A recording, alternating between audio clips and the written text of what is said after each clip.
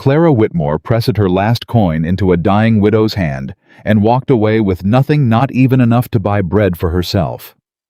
She did not look back. She had learned that looking back only made the leaving harder. Behind her, the county's wealthiest landowner stood in the shadows of that same doorway, watching a woman give away everything she did not have.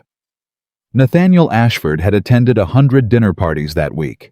Not one person at any of them had moved him the way this woman did in 30 seconds of silence. If this story touches your heart, subscribe to our channel and follow Clara's journey all the way to the end. Drop your city in the comments below.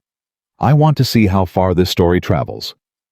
The morning Clara Whitmore buried her father, nobody came. Not the Hargrove cousins who had eaten at her father's table every Christmas for 11 years. Not the Reverend Alcott, who had accepted generous donations from the Whitmore estate every spring without fail. Not the neighbors along the Ashford Road who had waved from their porches when her father rode past on his bay mare, calling him a fine man, a good man. A man the county was lucky to have. They did not come. Clara stood at the graveside alone, holding a single stem of wild honeysuckle she had cut herself from the fence post at the edge of their property, the property that no longer belonged to them. The ground was dry and cracked from 3 weeks of summer heat. The sky was the kind of hard, indifferent blue that made grief feel even heavier because the world was refusing to weep alongside her. She said no formal words. She did not know any that felt honest.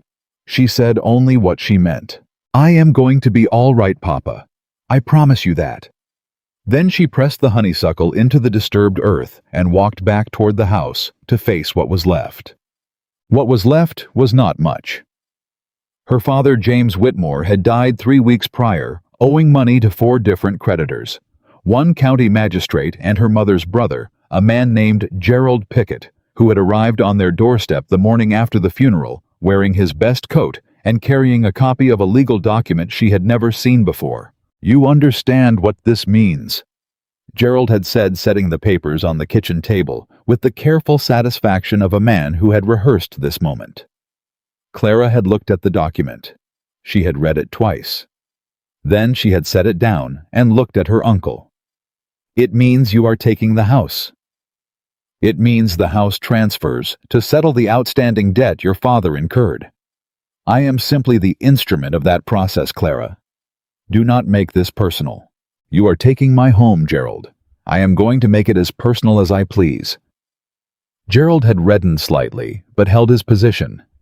He was a man who had spent 30 years moving through the world without anyone challenging him directly, and he was not comfortable with it when they did. "You have 30 days, he said. "After that, arrangements will need to be made." He had left without touching his tea. 30 days had become 23.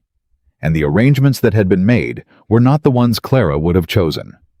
Her Aunt Gerald's wife, a thin woman named Portia, who wore her disapproval like a second dress, had extended an invitation that felt more like a sentence.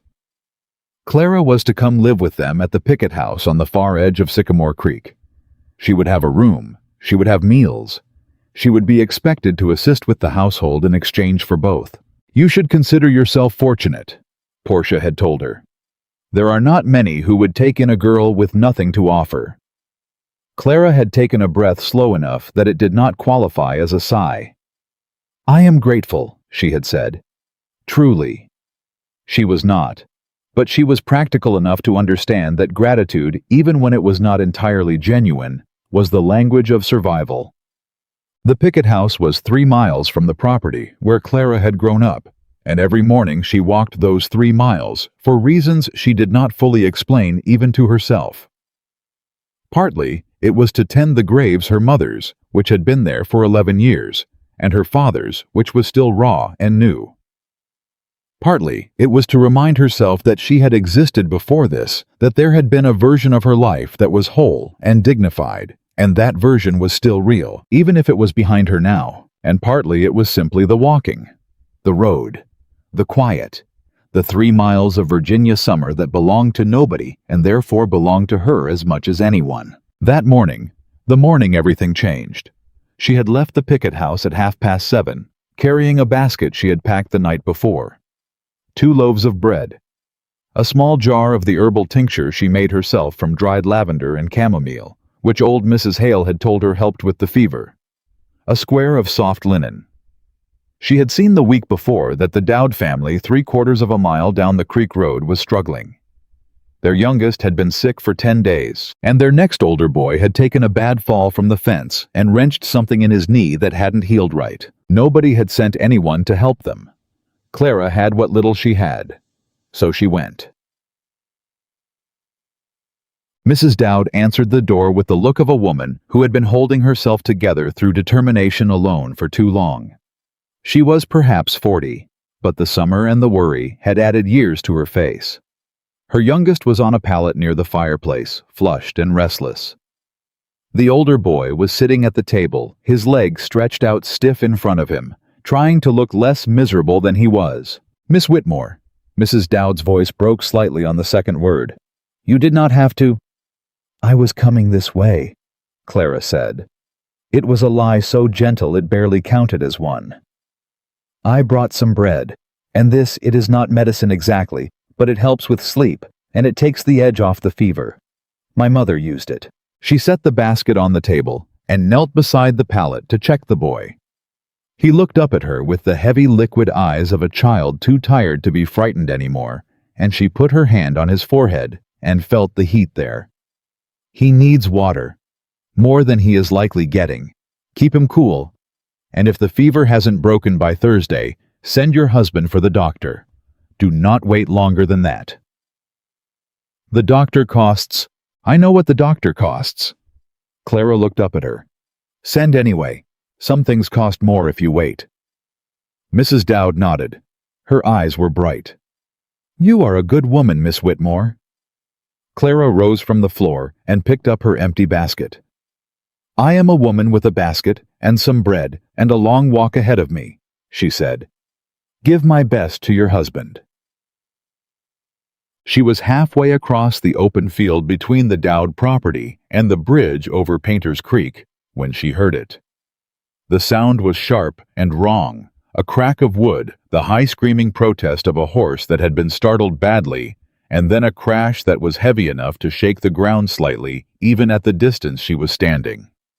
Clara did not pause to think about it. She ran. The bridge over Painter's Creek was a narrow wooden structure old enough to have been there when her grandfather was a young man, and it had not been well maintained. The creek below it ran fast after the summer rains, and the banks on either side were steep mud that held the imprint of every boot and wheel that had passed. What she found when she came around the line of willow trees was a carriage, not the grand sort, but solid and well made, tipped at a severe angle against the bridge railing, which had partially given way. One of the rear wheels had gone through a rotted plank. The horses were frightened and tangled in their harness, the nearer one still trying to lunge forward, and making the whole situation significantly worse. A man was on the ground beside the carriage. He had been thrown clear from the look of it, or had jumped. He was on his feet, which meant he wasn't dead or badly broken, but he was moving with the careful deliberateness of someone absorbing pain he wasn't ready to show. His coat was plain brown linen, worn, but not shabby. His hat was somewhere in the creek. He was trying to reach the horses. He was going to get kicked. "Stop," Clara said. Loudly, clearly, no apology in it. The man stopped. He turned and looked at her. He was perhaps 32. Dark hair, darker eyes, a jaw that had a day's worth of growth on it. He looked at her with an expression she couldn't entirely read, surprise certainly, but something else under it. Something that looked almost like being caught. "The near horse is going to come left when she settles," Clara said, already moving toward the harness. "Stay back until I've got her head." "You should not." "Hold the other one," Clara said. "Talk to him. He'll settle faster than she will." There was a pause of perhaps 2 seconds. Then the man moved to the second horse. They worked without speaking for several minutes. Clara had grown up around horses her father had kept 4, and she had been handling them since she was old enough to reach the halter. She knew the particular kind of frightened that made an animal dangerous, and she knew the kind that just needed steadiness. This mare needed steadiness. Clara kept her voice low and even, kept her movements slow and deliberate, kept one hand on the halter, and one on the mare's neck until she felt the trembling begin to ease. When the horses were calm enough to stand still, Clara straightened and looked at the damage. "Your wheel is through the plank," she said, "and the railing's gone. You won't be able to pull the carriage out without more men. You'll need to get the horses unhitched first and walked back to solid ground." The man had been watching her. He had a way of watching that was very still, not rude, not aggressive, just completely focused, like a man who was accustomed to assessing things carefully. "You know carriages," he said. "I know horses." Clara brushed the dirt from her hands. "The carriage is just what they were pulling." Something moved across his face. It was brief, and she almost missed it. It looked like a smile that hadn't quite decided to arrive yet. "Are you hurt?" she asked. "No."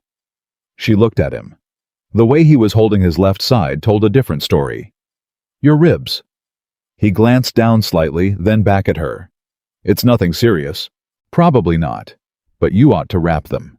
She opened her basket and looked at what was left. The linen square. She looked at it, then at him, then made a decision. "Here." She held it out. "I know it's not much." He looked at the linen square for a moment. Then he took it. His hands were not the hands of a man who sat at a desk. They were worn and capable, with a callus across the palm that came from work. Real work. "Thank you," he said. And then after a pause, Thomas Reed. He had offered it like a question. Like he wasn't entirely sure how she would receive it. "Clara Whitmore." She picked up her basket. "You'll want to find someone with a team to pull that carriage out before the afternoon, or the creek'll get higher if it rains, and you'll lose it entirely. Miss Whitmore." She had already started to turn. She stopped. "Why did you stop?" he asked. Most people, they would have kept walking. Clara considered the question. It was a genuine one. She could hear that. "Because you needed help," she said. "And I had some to give. That seems like reason enough." She walked on. She did not look back. 2. Thomas Reed stood at the edge of Painter's Creek for a long time after she was gone. He had been in Virginia for 6 days. He had attended 2 dinners, 1 county meeting, and a visit to the law offices of Caldwell and Marsh, where men who wore their importance like armor had spoken to him in the particular register they used when they wanted something and believed they were entitled to it. Every one of those encounters had felt like a performance. This had not felt like a performance. He folded the linen square carefully and put it in the inside pocket of his coat. Then he began the work of unhitching the horses. Clara did not think much more about Thomas Reed that day. She had enough to occupy her mind without adding a stranger to the collection. When she returned to the picket house at midday, Portia was waiting in the front hall with the expression she reserved for disappointments. "You've been gone since morning." "I went to check on the Dowd family. Their youngest is sick." "They are not our concern." "They are my concern," Clara said, and set her empty basket on the table. Portia looked at the empty basket. "You gave them your bread." "Yes." "We are not a charity house, Clara." Clara took off her hat and hung it on the peg inside the door. "No," she agreed. "We are not. I did not give them your bread. I gave them mine." She looked at her aunt steadily. "Is there something that needs to be done this afternoon? I'm glad to help if there is." Portia watched her for a moment, with the particular frustration of a woman who had expected a fight and been denied one. "Dinner needs preparing," she said. "And Gerald has invited guests this evening. You are to eat in your room." Clara nodded. "Of course." She went to the kitchen. So, the guests that evening were Edward Caldwell and his brother. Clara knew this because she could hear them through the ceiling of the kitchen, and because Gerald's voice took on the specific register of a man performing his own importance for someone he wanted to impress. She had grown up hearing that voice in other men, and she recognized it the way you recognize a sound that has always meant something slightly dangerous. She was carrying dishes through the back corridor when she saw him. Edward Caldwell was perhaps 35, well-dressed in the way that announced itself with the kind of confidence that sat on a man like a second coat, when he had never had reason to question it. He was standing in the doorway between the corridor and the main hall, and he looked at Clara with an expression that evaluated her the way a man evaluates a piece of furniture he is considering purchasing. "You must be the niece," he said. "I am." Clara did not stop walking. "Clara, is it?" She paused, turned. "Miss Whitmore," she said. Caldwell smiled. It was not an unpleasant smile, but it was the smile of a man who had never been corrected and was deciding how to receive the experience. "Miss Whitmore," he repeated. "Your uncle has spoken well of you." Clara thought about the 30 days Gerald had given her, the document on the kitchen table, the arrangements that had been made. "Has he?" she said, and carried her dishes on. She heard more of it through the ceiling later. Gerald's voice, and then Caldwell's, and then Gerald again. Portia's once brief. The name Whitmore, and then something about the property, and then something she couldn't make out, and then a laugh that had a specific quality to it, the laugh of men who have decided something and are pleased with the decision. Clara set down her needlework. She had been poor for 2 years. She had been humble because she was practical enough to understand that humility was the price of shelter. She had been grateful because gratitude was the toll road you paid to keep the peace. But she was not nothing. She was not a piece of property to be discussed through a ceiling. She sat very still for a long time and thought about what she had and what she did not have and what she was going to do about it. She had herself, her mind, her hands, the knowledge of what was right and what was not. That would have to be enough. She did not expect to see Thomas Reed again. She saw him the next morning on the far side of the field near the old Whitmore property line, talking to one of the tenants who worked the land that had formerly belonged to her father. A kind, weathered man named Abner Hale, who had been farming that land for 20 years, and whose future now depended on whatever Gerald decided to do with it. Reed was listening. Abner was talking. And the way Reed was listening with that same particular stillness, that same complete attention, made Clara slow her steps without meaning to. She watched him crouch down and look at something in the soil. She watched him ask a question. She watched Abner answer, and Reed nod, and then say something that made the old farmer's face change from cautious to something that might in the right light have been relief. She did not interrupt. She had not been invited into the conversation. But she thought about it for the rest of the walk. Who was Thomas Reed exactly? He dressed like a working man. He spoke like an educated one. His hands were those of someone who had never been afraid of labor. But the way he moved the particular economy of it, the quiet that settled around him when he was thinking, did not belong to a man whose life was ordinary. She could not put it together neatly, and she distrusted things she could not put together neatly. She filed him away in the part of her mind reserved for unresolved questions and kept walking.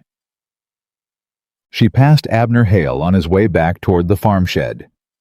"Morning, Mr. Hale." "Morning, Miss Clara." He slowed. Something in his face was lighter than it had been the last time she'd seen him. "You know the man that just come through name of Reed?" "I've met him, briefly." Abner nodded slowly. "He was asking about the soil. About what we'd planted and what the yield had been. About whether the creek had flooded last spring and how bad." He paused. "Nobody's asked about any of that since your father." Clara looked at the space where Thomas Reed had been standing, which was now empty. "What do you make of him?" she asked. Abner was quiet for a moment. Then, "Reckon he's a man who actually wants to know the answer." He touched the brim of his hat and moved on. Clara stood in the heat of the Virginia summer morning and let that thought settle somewhere in her chest where there wasn't much room left for anything new. That afternoon she found Thomas Reed on the bridge over Painter's Creek. Not the broken bridge that had been cleared 2 days ago, the rotted planks replaced with new lumber that still smelled of fresh-cut pine. Someone had arranged that quickly. She had not known who. He was standing at the railing looking down at the water. He heard her coming and turned. "Miss Whitmore." "Mr. Reed." She stopped a few feet away. "The bridge looks better." It needed doing. She looked at the new planks. "Was that you?" "I arranged it." He didn't elaborate. "Someone should have arranged it years ago," she said. "My father complained about it every spring." Reed looked at her. "He was the landowner here previously." "He was." She didn't offer more than that. It was not a story she narrated easily to strangers. "I'm sorry for your loss," Reed said. It was simple, no performance in it, no reach for the particular tone that people affected when they were offering formal condolence. Just the words themselves, direct and plain. Clara found unexpectedly that it was almost difficult to answer. "Thank you," she said. A moment passed between them. Not uncomfortable, just present. "You were here talking to Abner Hale this morning," she said. "I was. He said you were asking good questions." "I was trying to," Reed said. "This land has been here for a long time. I wanted to understand it properly before—" He stopped. She waited. "Before making any decisions," he finished. Clara looked at him for a long moment. "What kind of decisions?" Reed looked back at her with those dark, entirely steady eyes. "The kind that affect other people," he said, "which means I'm not willing to make them carelessly." She held his gaze for 3 seconds. 4. Then she nodded once. "That's a rare thing," she said. "Most men in this county make decisions that affect other people without considering those people at all."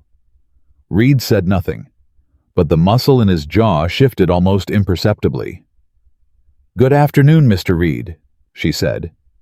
"Good afternoon, Miss Whitmore." She walked on, and this time she did look back. Just once, briefly. He was still watching her. She faced forward again and kept walking, and she did not examine too carefully why that fact sat in her chest with the particular weight of something she was going to have to think about later. Okay. 3 days later, Edward Caldwell asked Gerald Pickett for permission to call on Clara. Clara found out from Portia, who delivered the information with the careful brightness of a woman who believed she was bearing good news. "He is a man of considerable standing," Portia said. "The Caldwell family owns half the timber rights in the county. You would be very secure." "I see," Clara said. "You might consider, Clara, that opportunities of this kind do not come to women in my position twice," Clara finished. "Yes, I've heard that said before." Portia regarded her with cautious approval, as if she were a horse that had accepted the bridle more easily than expected. "You'll receive him properly, then." Clara looked out the window at the Virginia summer, at the long, dusty road, at the particular quality of the afternoon light on the fields that had belonged to her family and did not anymore. "I will receive him," she said. She did not say anything else.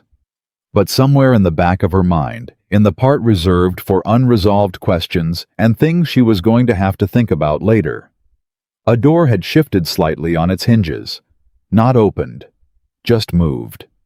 And Clara Whitmore, who had buried her father alone and given away her last loaf of bread, and stood in a wrecked bridge, helping a stranger with frightened horses, filed the movement of that door carefully away.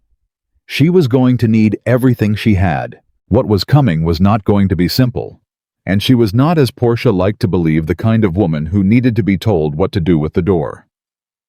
Edward Caldwell arrived on a Tuesday.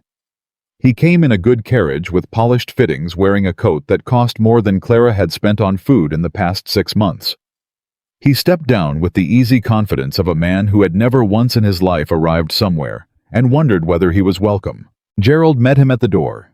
Portia had set out the good china. Clara wore her best dress, which was the blue cotton one she had mended 3 times, and she had pressed it the night before with the flat iron until there was not a crease left in it. She was not going to pretend she had more than she had. But she was not going to be careless about her dignity either. Caldwell looked at her the way he had in the corridor, that same evaluating look, except this time it came with a smile attached, as if he had already made his assessment and was pleased with the result. "Miss Whitmore," he said, "you look very well." "Thank you," she said. "Please sit down." Gerald and Portia found reasons to be in other parts of the house almost immediately, which told Clara everything she needed to know about how this visit had been arranged. Caldwell sat. He talked. He was not stupid, she noticed.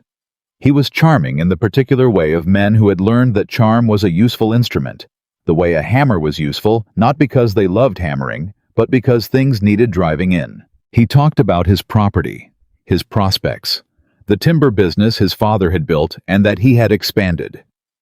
He talked about the county, the summer, the quality of this year's crops. He talked about all of it with the ease of a man who was accustomed to being listened to. Clara listened. She asked a question or two. She did nothing to discourage him and nothing to encourage him, and she watched him carefully the whole time. "I understand your situation has changed considerably," Caldwell said, finally arriving at the point. "Since your father." "It has," Clara said. "I want you to know that such things would not be a consideration from my perspective. A woman's character is her own. Her circumstances are separate." It was a gracious thing to say. Clara was almost certain he believed it, which made it more dangerous than if he hadn't. "That's kind of you to say, Mr. Caldwell." He leaned forward slightly. "I hope to have the opportunity to demonstrate it." Clara set her teacup down. "May I ask you something directly?" she said. He blinked. "Of course. What is it you are hoping for from this?" She gestured slightly at the room, the china, the Tuesday afternoon. "From calling on me. What do you actually want?" Caldwell was quiet for a moment. She could see him recalibrating the way a man did when a conversation departed from the script he had prepared.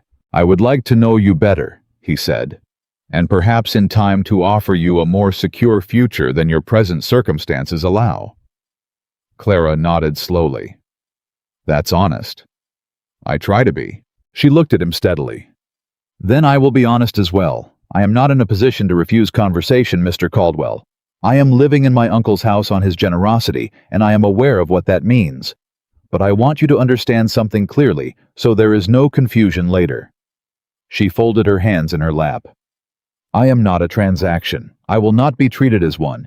If you want to know me, know that first." The room was very quiet. Caldwell looked at her for a long moment. And then something shifted in his expression. Not offense, not quite, but a recalculation of a more significant kind. He had come in expecting one kind of woman. He was finding another. "I understand," he said. Clara could not tell entirely whether he did. She told nobody about the conversation. Not Portia, who asked, not Gerald, who hovered. She said only that Mr. Caldwell was a pleasant man, and that she had enjoyed the visit, which was partially true, and left everything important unsaid. That evening she walked the road toward her father's grave in the long summer dusk, and she thought. She thought about security, which was a real thing, and mattered. She thought about the picket house, where she was useful, but not welcome. She thought about Portia's face every morning, that careful measuring look of a woman accounting for the cost of a charity. She thought about what it meant to be a woman in Virginia in 1817 with no property, no income, and no family name that still meant anything to anyone with the power to make it mean something. She thought about all of that honestly and clearly, the way she had learned to think about difficult things without flinching and without pretending. And then at the edge of that field near the line of willows, she saw Thomas Reed. He was not doing anything in particular. He was walking the far edge of the property line, with the focused, unhurried gait of a man learning land, the way you learned a new language, slowly, systematically wanting to miss nothing. He had not seen her yet. Clara watched him for a moment she could not entirely justify. He stopped at the old stone marker that had been there since her grandfather's time. He crouched down and looked at it. He put his hand on the stone. She did not know why that gesture undid something in her chest. She turned around and went back to the house before he could look up. Run. The next morning, she ran into him at Hale's farm. Not intentionally. She had come to check on the younger Dowd boy, who Abner's wife had told her was doing better since the fever broke, and Reed was already there when she arrived, helping Abner clear a section of drainage ditch that had been blocked since the spring floods. He was in his shirt sleeves. He had a shovel. He was working. Abner looked up when Clara came through the gate and waved a hand that said, "Both good morning, and you see what I mean," in a single gesture. Reed straightened when he heard the latch. He nodded. "Miss Whitmore." Mr. Reed. She looked at the ditch. That's been blocked since April. I know. He leaned on the shovel. Abner mentioned it. Gerald Pickett owns this land now, she said carefully. I don't know that he'll appreciate the alteration. Reed looked at her. The drainage serves the crops. Good crops serve the landowner. I reckon Mr. Pickett will manage his disappointment. Abner made a sound that might have been a cough covering a laugh. Clara pressed her lips together against something similar. Fair enough, she said. She stayed longer than she needed to. She helped Mrs. Hale with the kitchen while the men worked outside, and through the window she could watch without being obvious about it. She watched Reed work the economy of it, the ease, the way he talked to Abner as an equal, the way Abner talked back the same way, which Abner did not do with most men. When the ditch was clear and the water was running the way it should, Reed came to the doorway and washed his hands in the basin by the step. You don't have to keep coming back to check on things, Clara said, coming out to the step. He looked up from drying his hands. Is that what you think I'm doing? Isn't it? He was quiet for a moment. Partly, he said. The land here is good land. It ought to be better tended than it has been. And the other part? He looked at her. That steady, focused look. Then, the road out this way is the best walking in the county. She held his gaze. You could have said that better. I could have said it less honestly, he replied. Clara looked at him for a count of 3. Then she picked up her basket and her hat. Good morning, Mr. Reed, she said. Good morning, Miss Whitmore. She was 20 yards down the road before she realized she was smiling. She made herself stop. Then privately, she let herself smile again just for a moment, because there was nobody to see it, and it had been a long time since anything had felt like that, light and a little dangerous and real. The first time Clara understood that something had shifted was at the Sycamore Creek Church social 3 weeks after Caldwell's visit. It was a Sunday afternoon gathering, the kind the county held in summer, because the heat made people restless, and community was both distraction and duty. Tables in the churchyard, families from 6 farms across the valley, children running between the adults' legs, men talking about weather and crops and the price of goods in Richmond. Clara had come with the Picketts. She had worn the blue dress again, and she had brought a cake she had made from the last of the sugar Portia had allowed her to use, and she had smiled at the right moments and answered politely when spoken to, and done everything required of a woman maintaining her dignity on borrowed ground. Edward Caldwell arrived an hour in. He found her almost immediately, which she suspected was not accidental. Miss Whitmore. He offered his arm. You look very well. It was what he had said when he called on Tuesday. She was beginning to suspect it was what he said when he didn't have anything else prepared.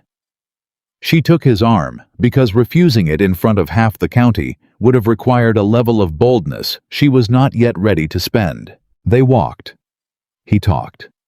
She listened and responded appropriately, and was by any external measure a perfectly agreeable companion. Inside, she was watching the gathering with the careful attention she had learned to apply to all situations that required navigation. She saw Thomas Reed arrive late without announcement, wearing a coat she had not seen before. Still plain, still working quality, but clean and pressed with more attention than usual. He came through the gate at the edge of the churchyard and stood for a moment taking in the gathering. His eyes found her. She was on Caldwell's arm. He looked at that for 1 second too, then looked away. Clara did not know why that second of looking felt important.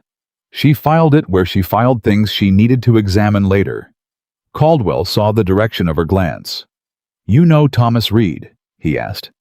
We've met, she said. He's been helping some of the tenants on the old Whitmore property. Drainage work, mostly. Caldwell's expression shifted in a way she couldn't fully read. Has he? He said. Not a question. Do you know him?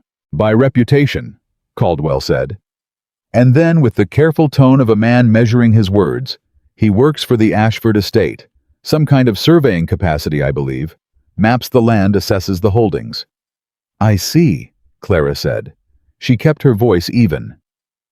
He's not without ambition from what I understand. Caldwell said. Though what exactly his position is, I don't believe anyone knows precisely. He said it the way men said things they wanted you to notice without appearing to point at them. Clara looked at him. That's an interesting way to describe a man you say you know only by reputation, she said. Caldwell smiled. You are very perceptive, Miss Whitmore. I try to be, she said, and did not add I learned from watching men like you.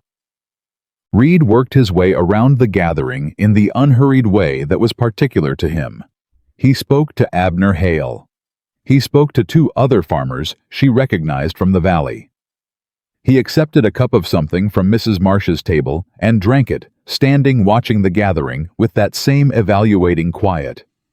He did not approach her. She noticed. She told herself she didn't. An hour later, when Caldwell had been drawn off by Gerald into a conversation about timber prices, Clara found herself standing near the edge of the churchyard with a cup of lemonade. She wasn't drinking, watching the children chase each other between the tables. Miss Whitmore. She turned. Reed was standing 3 feet away. He had approached without making noise about it, which was either considerate or something else. Mr. Reed, she said. You came. Seemed the thing to do. He stood beside her, not in front of her, looking out at the same gathering she was looking at. How are you? It was such a simple question. Nobody at the gathering had asked it. They had told her how well she looked, and complimented her dress, and asked after Gerald's health, and Portia's plans for the fall. But nobody had asked how she was with the particular plainness that expected an actual answer. I'm managing, she said. He nodded. That's something. It's what I have right now. He was quiet for a moment. Then, Abner tells me you check on his family regularly. Bring things. Abner talks too much, she said. He respects you, Reed said, which he makes clear by talking about you. In the valley, that means something. Clara looked at the side of his face. Why does it matter to you what Abner thinks of me? Reed turned and looked at her then, directly. It doesn't, he said. I already knew what I thought. The lemonade glass was suddenly something to look at. You should be careful, Mr. Reed, she said after a moment. Saying things like that to women on other men's arms is the kind of thing that causes trouble. I'm aware, he said. Are you? She looked up at him. They were standing close enough that she could have counted the stitching on his collar if she'd wanted to. The noise of the gathering was all around them, children and conversations, and the distant sound of a fiddle someone had started playing, and none of it quite reached the particular space they were standing in. I don't know what you are, she said quietly. Honestly. You fix drainage ditches, and you speak to farmers like they're your equals, and you read stones in fields like they're books. And I can't fit you together into a shape that makes sense. Most shapes that make sense have been decided in advance, he said. That doesn't answer my question. No, he agreed. It doesn't. Before she could respond, Caldwell was back at her side, and the moment closed like a window. Read, Caldwell said, and the way he said it was the register men used when they were marking territory they hadn't bothered to fence. Reed looked at him with an expression that was entirely neutral, and therefore somehow the opposite of impressed. Caldwell, he said, and then to Clara. Good afternoon, Miss Whitmore. He touched the brim of his hat, walked away. Clara watched him go, and felt Caldwell watching her watch him, and felt the whole complicated geography of the situation rearrange itself slightly under her feet. He's not what he appears, Caldwell said. Clara looked at him. Aren't most people not? Caldwell smiled, but it was the smile of a man who had registered a shot and was not yet sure how to return it. So that night, Clara lay awake and thought about what she knew. She knew Thomas Reed was employed by the Ashford estate in some capacity. She knew he was educated and capable, and that he moved through the valley as if he had authority she couldn't source. She knew that the bridge repair had happened within 48 hours of the accident, which required either money or influence or both. She knew that when he'd looked at her on Caldwell's arm, something in his face had tightened in a way he had immediately controlled. She knew none of this fit the silhouette of a surveyor or a working man. or any category of man she had a clear word for. What she also knew and examined carefully the way she examined all dangerous things was that she was thinking about him. Not carelessly, not foolishly, but consistently and with an attention she did not entirely choose. That was information. She filed it honestly. The Ashford estate. The name came back to her the way names came back when they mattered not loudly, but with weight. The Ashford estate was the largest holding in the county. It had been in the Ashford family for 3 generations. The current heir, Nathaniel Ashford, was by the county's account a man of considerable wealth, distant manner, and no particular interest in the social calendar that the county's leading families maintained. He had not attended the church social. He had, as far as Clara knew, not been seen in Ashford Valley in the better part of a year. She turned this information over carefully. Then she set it down and went to sleep, or tried to. Doug. The second time something shifted was at the Dowd farm. She had gone to check on the younger boy again. He was well now, moving around and making the particular trouble that healthy children made, and she found Reed already there. This time, he was fixing a fence section that had been coming apart since winter. He had the posts pulled and reset and was tamping the dirt around the base with a methodical patience that told her he had been at it for some time. "You keep finding things to fix," she said. He didn't look up from the post. "There's no shortage of things that need fixing around here." Mrs. Dowd came out with water and looked between them with the open, uncalculating warmth of a woman who saw only that 2 people were standing in her yard and one of them was holding a tamping rod. "Ain't it something?" she said to Clara, as if explaining a pleasant mystery. "He just showed up this morning and started. Didn't ask, just did." Clara looked at him. "I asked Abner if there was work that needed doing," Reed said. "He told me about the fence." "That fence has been like that since February," Mrs. Dowd said. "My husband's been meaning to get to it." "He's got enough to get to," Reed said. "This one's done now." Mrs. Dowd went back inside. Clara set her basket on the fence rail and watched Reed settle the last post. "You're going to ruin that coat," she said. "It survived worse. You have a lot of coats." He looked up at that. Something like amusement moved across his face. "1 or 2 more than this one." "Are the others also this sensible?" "They're less practical." She held his look. "Thomas Reed," she said carefully. "Who are you?" He was still. The tamping rod was in his hands, and the afternoon light was particular, the way Virginia, summer afternoon light always was, and he was looking at her with an expression she could not categorize. "A man trying to do the right thing," he said. "Same as you." "That is not an answer." "It is the truest one I have right now." She looked at him for a long moment. Then she picked up her basket. "When you have a less true one," she said, "I'd be curious to hear it." She heard him exhale not quite a laugh, but the precursor to one as she went through the gate. The letter came on a Thursday. It was addressed to Gerald Pickett, and Clara was not supposed to know about it, and she knew about it because Portia had left it on the kitchen table when she went upstairs to change her dress, and Clara had not read it. She was not the kind of woman who read other people's correspondence. But she had seen the letterhead before Portia came back down.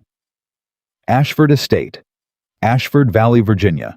Gerald had read it that evening in his study, and come out with his face wearing the expression of a man recalculating everything. "There are things being reviewed," he said at dinner, "regarding the property arrangements, legal matters." Portia looked up. "What sort of things?" "Administrative." He was choosing his words with unusual care. "The Ashford estate has raised certain questions about the transfer of the Whitmore land. The documentation is being reviewed." Clara set down her fork. "What documentation?" she asked. Gerald looked at her with the expression of a man who had not expected to be asked directly and was irritated by it. "It is not your concern." "The Whitmore property bears my name," she said. "I believe that makes it my concern." "The property transferred on the debt. I am aware of what you told me the property transferred on," Clara said. Her voice was very steady. Her hands were not, but they were in her lap. What I am asking is why the Ashford estate is interested in reviewing it." Gerald looked at his plate. "Administrative matters," he said again. "Nothing you need to trouble yourself with." Clara did not push it. She had learned that pushing at the wrong moment only closed doors that might otherwise remain ajar. But she thought about it all night. The Ashford estate. Documentation. Questions about the transfer. Her father had owed money, yes. She knew that. She had seen the numbers, known they were bad, understood that there was debt that the property might need to settle. But the speed of it. The document Gerald had produced the morning after the funeral. The way it had been ready, clean, prepared as if it had been waiting. She had not let herself think about that too carefully before, because thinking about it carefully led to places she hadn't been ready to look. She looked now. The next morning she found Thomas Reed at the stone marker on the old property line. He was there again, looking at it, and this time she did not turn away. She crossed the field and came to stand beside him, and she looked at the stone, and then she looked at him. "The Ashford estate sent a letter to my uncle," she said, "about the documentation on this land." Reed was very still. "I don't know what it means," she continued, "but I think you do." He turned and looked at her. She waited. "Miss Whitmore." "Please do not tell me it's not my concern," she said. "I have been told that by every person in this county who had reason to keep me from knowing something, and I am very tired of it." Reed was quiet for a moment. His jaw was tight. "The transfer of this property," he said finally. "There were questions raised about the original debt documentation, about whether the debt was accurately represented." Clara's breath came very careful. "What does that mean?" "It means someone may have had an interest in making the debt appear larger than it was," he said, "so that the property would have to transfer." The world was very bright and very still. "My uncle," she said. Reed said nothing. "Gerald," she said. "He held the debt. He produced the documents. She stopped. She took one breath, then another. "He arranged it." "Nothing is proven," Reed said. "That's why it's being reviewed." "But it's possible." He looked at her directly. "Yes." Clara looked at the stone marker. At her grandfather's name, worn almost smooth now. At the field her father had walked every season for 30 years. "Who asked for the review?" she said. Reed did not answer immediately. She turned and looked at him. Something in his face was doing something she could not interpret, and it was the first time she had not been able to read him clearly, and that frightened her more than anything else in the last 5 minutes. "Who asked for it?" she said again. "Someone who has an interest in this valley being governed honestly," he said. "That is not an answer." "No," he said. "It isn't." She stared at him. She felt the shape of the thing, the pieces that didn't fit the questions she had filed and not answered, the bridge repaired in 48 hours, the letter on the Ashford estate letterhead, the man who was a surveyor, and also wasn't, who wore working coats, and also owned more than one. "Thomas," she said, and then stopped, because the way he looked when she used his given name was the look of a man who had been keeping a door closed for a long time and had just heard it strain against its frame. "Who are you?" she asked, for the third time, and this time she heard in her own voice that she already half knew and was asking him to confirm it. He opened his mouth. From down the road, coming fast, came the sound of hooves. Both of them turned. It was a rider from the direction of Sycamore Creek, pushing the horse harder than the afternoon heat warranted. He pulled up at the fence line and looked between them, breathing fast. "Miss Whitmore." He had the look of someone who had been sent to deliver news and wasn't sure how. "Yes," she said. "Your uncle's been called to the county magistrate's office," the man said. "Today, straight away." He looked at Reed for a moment, then back at her. "Something about the Whitmore deed." Clara felt the ground shift.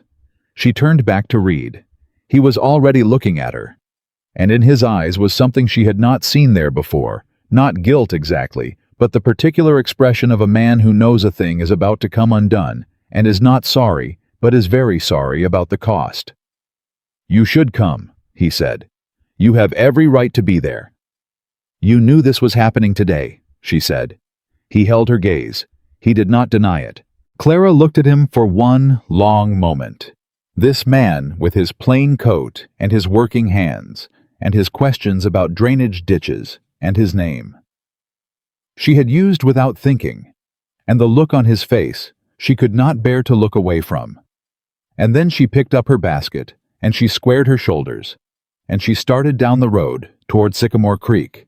She did not wait for him, but she heard him fall into step 6 paces behind her, and she did not tell him to stop. The magistrate's office in Sycamore Creek smelled of old paper and boot leather, and the particular staleness of a room where difficult things had been decided for a long time. Clara walked through the door with her basket on her arm and her spine straight, and her face arranged into the expression she had perfected over 2 years of living in other people's houses, calm, attentive, giving nothing away. She had walked the 2 miles from the property line to town without speaking, and Reed had walked 6 paces behind her the entire way without trying to close the distance, which she understood as a form of respect she didn't yet know how to account for. Gerald was already there. He was standing near the magistrate's desk, and the moment he saw Clara come through the door, his face went through 3 distinct expressions in quick succession: surprise, irritation, and then the careful blankness of a man assembling his defenses. "What is she doing here?" he said. Magistrate Harrow was a broad, deliberate man who had held his position for 20 years, and who had the quality of someone who had seen enough human behavior to find very little of it surprising anymore. He looked at Clara over the rim of his glasses. "Miss Whitmore has a legal interest in this matter," he said. "She is entitled to be present. The matter concerns a debt settlement. She was informed of your version of it," Clara said. She took a seat without being invited to. "I'd like to hear the other one." Gerald looked at her the way he had looked at her the morning he'd set the document on the kitchen table, with the particular frustration of a man who had calculated for a cooperative peace and found it moving on its own. Reed came through the door behind her and stood near the back wall. Gerald looked at him. Something flickered across Gerald's face. Recognition, she thought, though, of what kind she couldn't yet tell. Harrow set a folder of documents on his desk. "Mr. Pickett," he said, "I've asked you here because a review of the debt transfer documentation on the Whitmore property has raised certain questions that require clarification." "There's nothing to clarify," Gerald said. "The debt was legitimate. The transfer was legal. My brother-in-law owed money, and the property settled it." "How much did he owe?" Clara said. Gerald turned to her. "Clara, how much did my father owe?" she said. "Specifically, to the dollar." "I don't have the exact—" "I do." Harrow opened the folder. "According to the original debt documentation your uncle presented to this office, your father owed $8,200. The Whitmore property was assessed at $6,800. Clara did not move. The debt was larger than the property was worth. "That is what the documentation indicates." "And when was the debt incurred?" Harrow looked at his papers. "According to the documentation, 1812. Clara sat very still. "My father did not have significant debt in 1812. He was building the property in 1812. He had capital from my mother's estate." "That's—" Gerald started. "I know what year my mother died," Clara said. "I know what she left. I know what the estate looked like for the 2 years after, because I was old enough to pay attention, and my father was careful enough to explain things to me."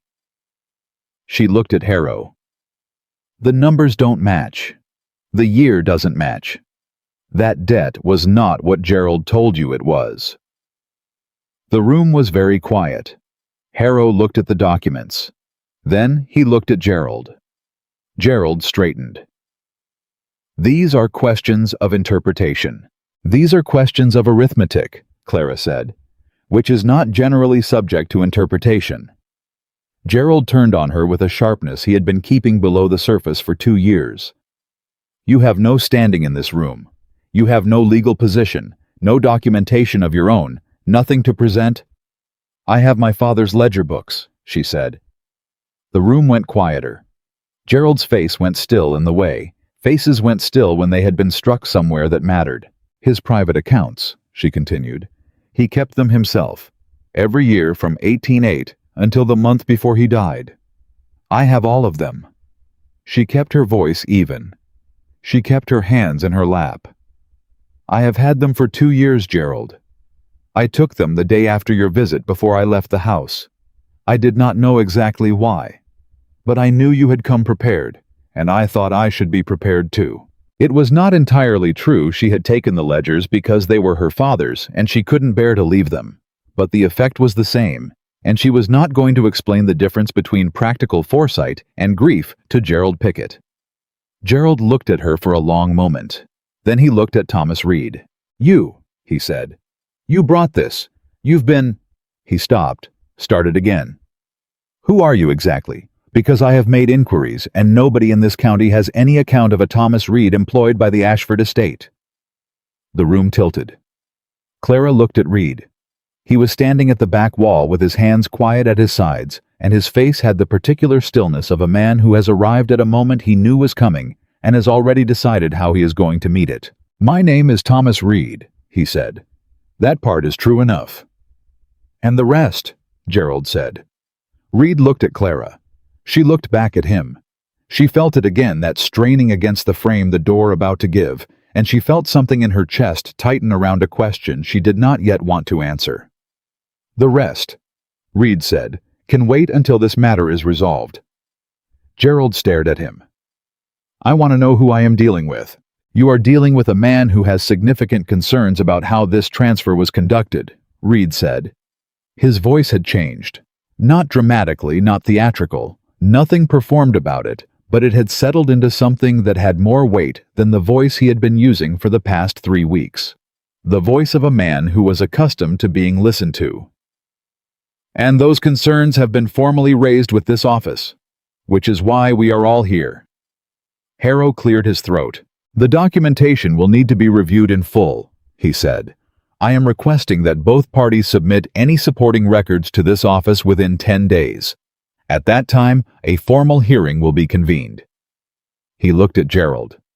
Mr. Pickett, you are not to make any changes to the property or its arrangements until that hearing concludes. Gerald was white around the mouth. This is an outrage. It is a process, Harrow said. You are welcome to retain legal counsel. He stood, which meant the meeting was done. Clara stood too. Her legs were entirely steady, which surprised her because her heart was not. She looked at Gerald. He was looking at Reed with an expression that had left calculation behind and arrived somewhere raw. Something that looked almost like fear. That told her more than the documents had. She walked out of the magistrate's office and into the hard Virginia afternoon light without waiting for anyone. Reed caught up with her at the end of the block. Clara? She stopped walking. She did not turn around. Miss Whitmore, he corrected himself. She turned then. Because he had caught the mistake himself, and she needed to see his face when he did. He looked not guilty exactly, something more complicated. A man carrying the weight of a thing he had chosen to carry, and was not sorry about choosing, but was very sorry about the cost. Your voice changed in there, she said. I know.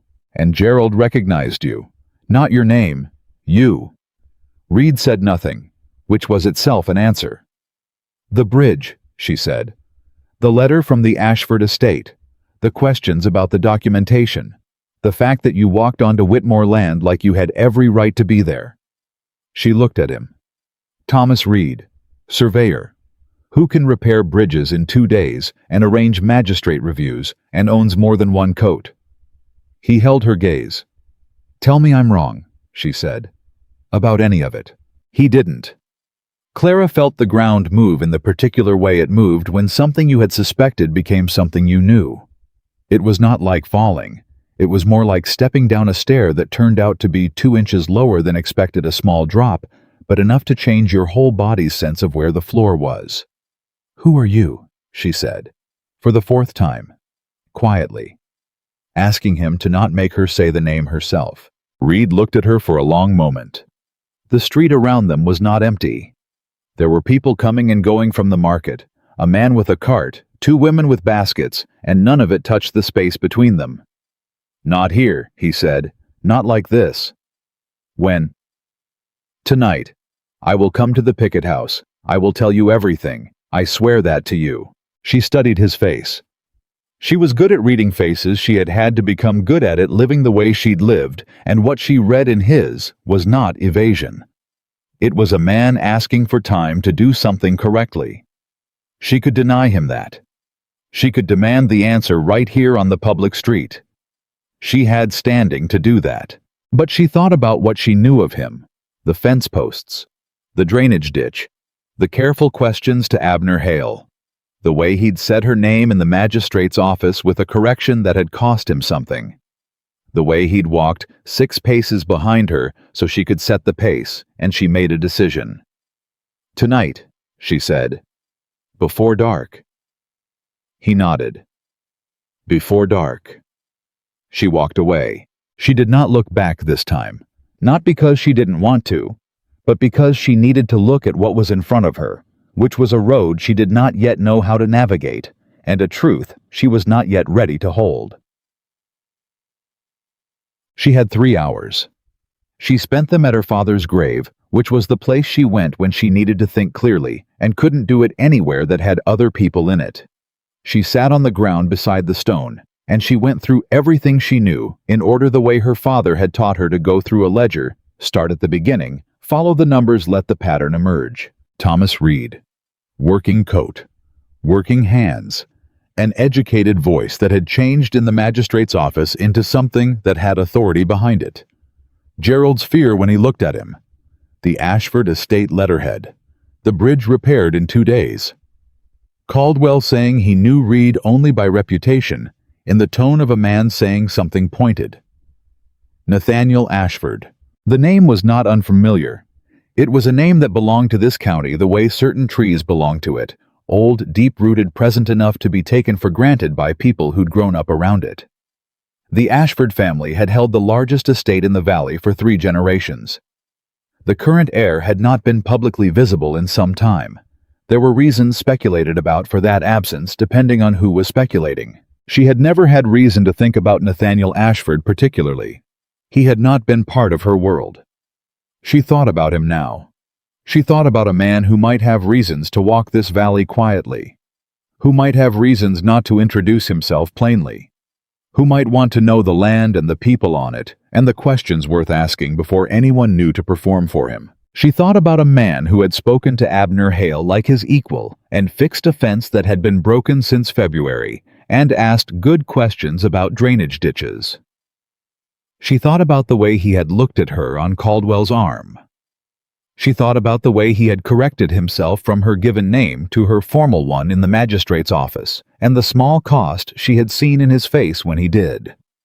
She pressed her hand into the dry summer earth beside her father's stone. "I don't know what I'm walking into," she said, not to anyone, not exactly, just to the afternoon and the grave and the feeling in her chest that was too many things at once to name. "But I reckon I'm walking into it anyway." That was all she needed to say. She got up and went back. He was waiting at the fence line outside the picket house at 6:30. Not at the door. Not performing the arrival. Just waiting with his hat in his hands and his back to the house, looking at the horizon, the way a man looked at something he needed to see before he turned and faced what was behind him. She came through the gate and he turned. They looked at each other for a moment. "Walk with me," she said. "Not inside. I'd rather not have an audience." He fell into step beside her, not behind her this time, beside her, and they walked the road in the long summer evening light, and neither of them spoke until they were clear of the house and the near field and the particular feeling of being watched. Then Clara said, "Tell me." And Nathaniel Ashford, who had been Thomas Reed for 3 weeks and had believed when he started that the distance was manageable, took a breath and told her, not everything at once, not with a speech prepared. He told it the way the truth came out when it came out honestly in pieces, some of them not quite right, some of them needing to be corrected mid-sentence. He told her his name. He told her why he had come to the valley quietly, that there had been concerns raised about land management, tenant welfare documentation on several properties, and that he had learned long ago that coming as himself produced one kind of information, and coming as no one in particular produced another. He told her that he had not planned to meet her, that the bridge had been an accident, that the first conversation at the roadside had been, he stopped here briefly then continued, had been different from any conversation he had expected to have. He told her that when he understood what had likely happened to the Whitmore property, he had put the review into motion.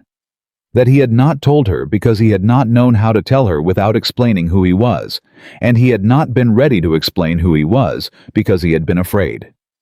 He said that last word plainly, without decoration. Clara walked beside him through all of it and listened and did not interrupt. When he stopped, the road had brought them to the edge of the old Whitmore property, near the stone marker near the willows, and the evening light was doing something particular to the sky that she did not let herself think about, because she was focusing on the shape of what he had just told her. She stopped walking. He stopped too. "You let me talk to you," she said. "For 3 weeks. I talked to you about my father and the land and Gerald and what it meant to lose this place, and you knew who you were the entire time." "Yes." "I told you things I haven't told anyone." "Yes." "And you didn't tell me." "No." He looked at her directly, not flinching. "I was afraid that if you knew you would stop talking to me the way you talk to me, and I needed that more than I knew I was going to." Clara looked at him. The honest fury of it was in her chest, clean and hot and real, but so was something else underneath it that was harder to look at. "You took that from me," she said. "The choice. Whether I wanted to talk to the wealthiest man in this county or not, you made that choice for me." "I did. And you don't get to do that. Nobody gets to do that." "No," he said. "They don't. I was wrong." She looked away. At the stone. At the field that had been her family's, and that might, if the documents held, become something that needed to be decided again. Her hands were in fists at her sides, not with rage exactly, but with the full and complicated weight of a woman holding herself together in the presence of a thing she has not yet decided what to do with. "I called you heartless," she said. "Nathaniel Ashford. I said to your face in the middle of your own property, I said that rich men turned people into numbers. I remember. And you said nothing. I was thinking," he said, "that you were the most honest person I had spoken to in a very long time." She looked back at him. He was standing very still, hat still in his hands. The particular quality of a man who is not trying to defend himself or talk his way out of something, just standing in it. "I'm angry," she said. "I know. I'm going to be angry for a while." "That's fair." "And I don't—" She stopped, started again. "I don't know what any of this means now. What I thought I knew about the past 3 weeks, what was real. The conversations were real," he said. "Everything I said to you was true. I only left out the name. The name is not a small thing." "No," he said. "It's not." They stood on the edge of her family's land in the summer evening, and the sky was doing what it did in Virginia in July, going slowly golden, and then deeper, the heat releasing finally into something breathable, and neither of them moved. "I need time," she said. "You can have as much as you need. And I need you to stop pretending to be someone you aren't." "I'll stop," he said. "That's already done." Clara looked at the stone marker, at her grandfather's name, at the field her father had walked 30 years. Something in her chest was doing something she didn't have a clean word for. Not forgiveness, it was too early for that, and she was too honest to pretend otherwise. Not warmth exactly, though something adjacent to it. The recognition maybe that the man standing beside her was not entirely the man she thought she'd found, and was not entirely different from him either. She was going to need to think about that for a long time. She turned and started back toward the picket house. "The hearing," she said. 10 days. "Yes. I need those ledger books reviewed by someone who knows what they're looking at." "I have a man in Richmond," he said. "If you trust my judgment enough to—" "I don't yet," she said. "But I trust the ledgers. So bring your man from Richmond and let him look at what my father actually wrote down, and we'll see what the numbers say." "All right." "And Mr. Ashford, He looked at her when she used the name. She watched what it did to his face. What using his right name instead of the wrong one cost them both. "Don't come back to this road as anyone other than who you are," she said. "I won't have it." "No, ma'am," he said quietly. She walked on. She heard him stay where he was, and she heard the particular quality of the silence he made. The silence of a man watching someone walk away and understanding exactly what he had cost himself, and not calling after her anyway because she needed the space, and he knew it. She made it to the gate of the picket house before her hands stopped being fists. She stood at the gate for a moment. She pressed one hand flat against the fence post. Then she opened the gate and went in. So, Portia was in the sitting room with Gerald, and both of them looked up when Clara came through the door, and both of their faces were carrying things they had not decided yet how to lay down. Gerald spoke first. "Whatever that man told you, his name is Nathaniel Ashford," Clara said. "And whatever he told me is consistent with what the ledger books will show when the magistrate reviews them." She looked at Gerald steadily. "Which he will." Gerald's face was doing something complicated. "Clara, be reasonable. You are living in my house." "I know where I am living," she said. "And I know why." She looked at him. "And I know that my father trusted you. And I know what you did with that trust. And I am going to be very reasonable, Gerald. I am going to be reasonable in a courtroom with a magistrate, and my father's ledgers, and whatever documentation the Ashford estate has gathered, and I am going to be exactly as reasonable as the situation deserves." Portia made a sound. Gerald said nothing. Clara went to her room. She sat on the edge of the bed in the summer dark and breathed. The hearing was in 10 days. She had the ledgers. She had Nathaniel Ashford, which was a complicated thing to have, and which she was not done being angry about, and which she was also privately not done feeling something else about that she was not yet ready to name. She had herself, her mind, her hands, her father's numbers carefully kept for 30 years. She thought about what she had told her father at the graveside on the morning she buried him. "I am going to be all right, Papa. I promise you that." She pressed her hands flat on her knees. She intended to keep that promise. The next 8 days were not quiet. Word moved through a county the way water moved through that cleared drainage ditch fast and finding every low place it could. By the second day, people knew there was a dispute about the Whitmore deed. By the fourth, they knew who had raised it.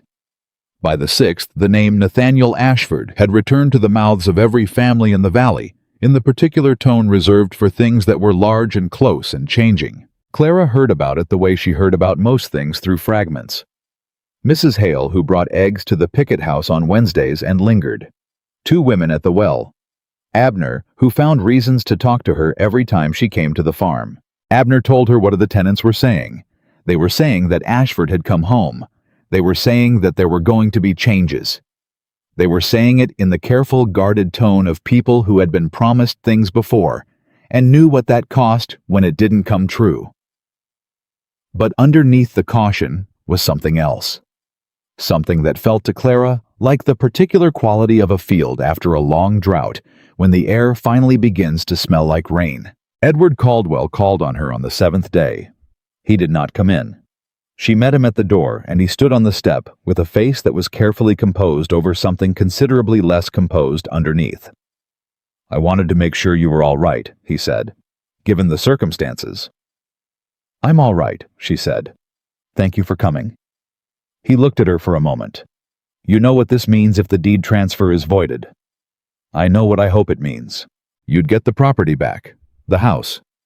He paused. "You'd be—" He stopped short of the word. "Independent," she supplied. "Yes." She looked at him. "And that changes things from your perspective." He was quiet for a moment. To his credit, he did not pretend otherwise. "It changes the framework," he said, "of any consideration." "I see." "Clara." "Miss Whitmore," she said, not unkindly. "Please." He looked at her, and in his face she saw with the clarity of something she should have seen earlier that Edward Caldwell had never been interested in her. He had been interested in the problem. She represented a woman of reasonable family and limited means, who was appropriately manageable, and in the solution that acquiring her would provide. She had been a transaction from the beginning, the way she'd said she wouldn't be. She wasn't angry at him for it. She was simply clear. "I wish you well, Mr. Caldwell," she said, genuinely, "but I don't think further calls are necessary." He held her gaze for a moment. Then he nodded, once the nod of a man accepting a closed door with more grace than she had expected from him. "Good luck at the hearing," he said. "Thank you," she said. She closed the door. Pose. Nathaniel Ashford came to the picket house on the 8th day in the late afternoon, and he came as himself. No plain coat, no surveyor's posture, nothing disguised. He came in a coat that was still not showy, but was clearly what it was, and he came to the front door and knocked and waited. Gerald answered and went the color of old ash. Clara came to the doorway and looked at Nathaniel and at Gerald and at the very specific tension of the moment. "Mr. Ashford," she said. "Thank you for coming." "Miss Whitmore." He looked at her steadily. "The man from Richmond is here. He's reviewed the ledgers. I thought you should hear from him directly." "I would like that," she said. She got her hat and her basket habit, by now the basket, and she went with him, and she did not look at Gerald's face as she left because she did not need to. They walked side by side through the late afternoon, and the man from Richmond, a careful, precise man named Abbott, who had the look of someone who spent his life with numbers and was very sure of them, laid out what the ledgers showed. The debt Gerald had documented was not consistent with her father's books. The year was wrong. The amount was inflated by nearly double. There were entries in her father's hand that showed the debt had been partially settled 2 years before the transfer was arranged. "This is straightforward," Abbott said. "The documentation Mr. Pickett provided to the magistrate's office misrepresented the standing of the debt, materially and deliberately." Clara sat very still. "The property transfer," she said, "is it void?" "That will be for the magistrate to determine at the hearing," Abbott said. "But the evidence is clear." She nodded. Abbott left to prepare his report for the magistrate. Clara and Nathaniel sat in the quiet of the summer evening, and neither of them spoke for a while. "You found this," she said finally. "You arranged all of it." "The evidence was already there," he said. "Your father wrote it all down. I just made sure it reached the right hands." She looked at him.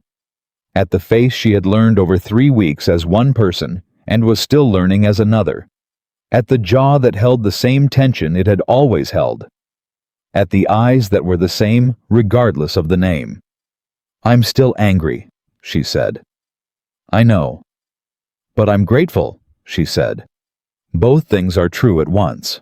He looked at her with something in his face that she was going to have to decide what to do with. "That's a very honest thing to admit," he said. "I'm a very honest person," she said, "which you knew, which was apparently part of the problem." Something moved across his face. Almost. The almost smile she had come to recognize in all its iterations. "The hearing is tomorrow," he said. "I know. You don't need to be afraid." "I'm not afraid," she said, and meant it. "I'm ready." She rose. He rose. They stood in the fading light of the day before the day that would change things, and she looked at him, and he looked at her, and there was everything they had not yet said between them, and the full weight of what the morning would bring. "Mr. Ashford," she said. "Miss Whitmore." "Get some rest," she said. "You look like a man who's been carrying something heavy." He looked at her for a long moment. "I have been," he said. She nodded, picked up her basket. "Tomorrow," she said. "Tomorrow," he said. She walked back toward the picket house in the last of the day's light, and the road was the same road it had always been, and the summer air smelled the same, and everything was exactly 1 day from being different. She was ready for it. Clara did not sleep well. She had expected that. She lay in the narrow bed in the picket house and listened to the summer night, the crickets, the distant sound of something moving in the fields. the occasional creak of the old house settling into itself. And she went through the hearing in her mind the way her father had taught her to go through a difficult thing before it happened. Think it forward. Find the places where it could go wrong. Know where you are standing before the ground moves. She thought it forward until the sky outside the window began to change, and then she got up and dressed carefully and took the ledger books from beneath the floorboard, where she had kept them for 2 years, and put them in her basket. She was at the magistrate's office before 7. Nathaniel was already there. He was standing outside on the boardwalk, not pacing. Just standing the way he stood when he was thinking, very still, very present. He looked at her when she came down the road, and something in his face settled. "You're early," he said. "So are you." "I didn't sleep much." "Neither did I." She looked at him. "Are you ready?" "Yes." He looked at her basket. "You have them?" "I have everything." Harrow opened the office at 7:30. Abbott was already inside with his papers. Gerald arrived at 8 with a lawyer Clara had not seen before, a man from Richmond named Graves, who had the polished, careful manner of someone hired to make complicated things appear simple. Portia was not there. Clara thought that said something about Portia's understanding of the situation, or perhaps about her willingness to be seen in connection with it. Either way, it did not matter. What mattered was the room, the documents, the numbers. Harrow opened the hearing without ceremony. "We are here to determine the validity of the debt documentation that initiated the transfer of the Whitmore property," he said. "Mr. Abbott, as reviewing assessor, you will present your findings first." Graves, the Richmond lawyer, leaned toward Gerald and said something low. Gerald nodded, his jaw tight. Abbott stood and presented what he had found. He did it with the quiet confidence of a man who had spent 40 years being correct about numbers and knew it. He walked through the ledger entries. He walked through the discrepancy in dates. He walked through the debt amount and what the original records showed the actual outstanding balance to have been at the time of the transfer. The room was very quiet throughout. When Abbott finished, Graves stood. "These ledger books," he said, nodding at the books Clara had brought, "were kept by the deceased. There is no independent verification." "There is," Abbott said. "The county tax records for the Whitmore property from 1810 through 1816 are consistent with the ledger entries. I pulled them yesterday." He set a second folder on the table. "The debt figure Mr. Pickett presented to this office was nearly double what the records support." Graves paused. "Tax records can be falsified," Abbott said mildly. "Also possible. But the handwriting in the tax office's own ledgers matches the county clerk's, not Mr. Whitmore's, which would make that particular falsification considerably more complicated to arrange." Gerald said, "This is Mr. Pickett," Harrow said. "You'll have your turn." Gerald sat back. The muscle in his jaw was doing something that had nothing to do with calm. Clara sat with her hands in her lap and her spine straight, and her face giving away nothing. Then Graves pulled out a document she had not seen before. "Mr. Pickett," he said, "maintains that there was a secondary agreement between himself and the late James Whitmore, a private arrangement regarding outstanding obligations that is separate from the debt documentation previously submitted." He set the paper on the desk. "This agreement, signed by James Whitmore in 1815, acknowledges the full debt as recorded." Clara felt the room shift. She looked at the document. She looked at the signature. She said very quietly and very clearly, "May I see that?" Harrow looked at her. Then he nodded and passed the paper across the desk. Clara held it. She looked at it carefully. She turned it over. She looked at the signature again. Her father had a very particular way of signing his name. He had always looped the J of James so that it crossed back under the next letter. Every signature in every ledger book she had ever seen him make, 30 years of them, did this. It was not something he did intentionally. It was simply the way his hand moved. The J on the signature before her did not loop back. She set the paper down. "This is not my father's signature," she said. Graves looked at her. "Miss Whitmore, my father signed his name the same way for 30 years. she said. "I have his ledgers here, every single entry. Look at the J." She opened the nearest ledger to a page of entries and set it beside the secondary agreement. "Look at it." The room looked. Harrow leaned forward. Abbott leaned forward. Even Graves leaned forward, which told her that he had not been the one who prepared the document. The difference was visible, not subtle, the kind of thing a careful eye caught in 5 seconds. "That document is a forgery," Clara said. The words sat in the room like a stone dropped into still water. Gerald said nothing. He had gone a color she had not seen on a person before, a grayish white that was the color of a man looking at consequences he had believed he'd buried far enough. Harrow sat back in his chair. "Mr. Pickett," he said, "I am going to ask you a direct question, and I am going to ask you to consider your answer very carefully before you give it." Gerald's lawyer put a hand on his arm. Gerald shook it off. "I need a moment." "You can have 2, Harrow said. "Tamar." The 2 minutes Gerald took were the longest Clara had sat through in recent memory. She kept her hands flat on the ledger books. She looked at the wall. She breathed.